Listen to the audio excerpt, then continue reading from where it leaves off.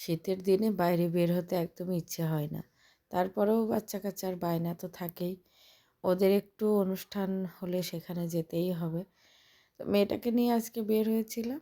এই যে আমাদের এই যে বাসার উপরেই পাত্রী নাচ্য হচ্ছে।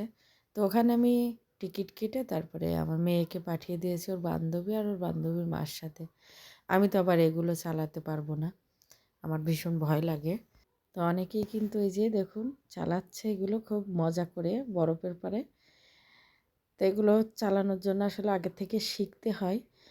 প্রশিক্ষণ না থাকলে এরপরে চালানো যায় না। এই যে সবাই দেখুন কিভাবে নিজেদেরকে কন্ট্রোল করছে। এটা কি আমার দ্বারা সম্ভব? মোটেও না।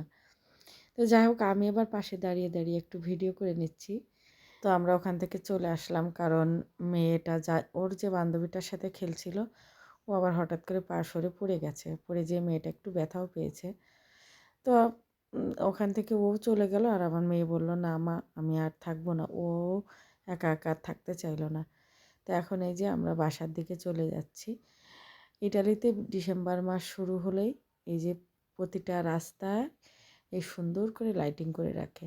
দেখতে মনে হয় যে কোথাও যেন বিয়ে শাদী হচ্ছে অথবা পূজা পার্বণ হচ্ছে।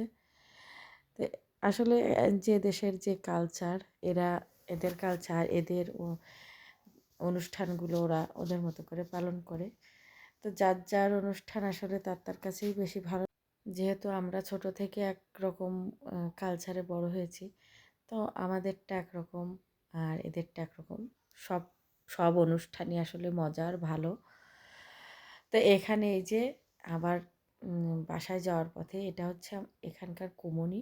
তো এখানে দেখছি খুব সুন্দর করে লাইটিং করেছে।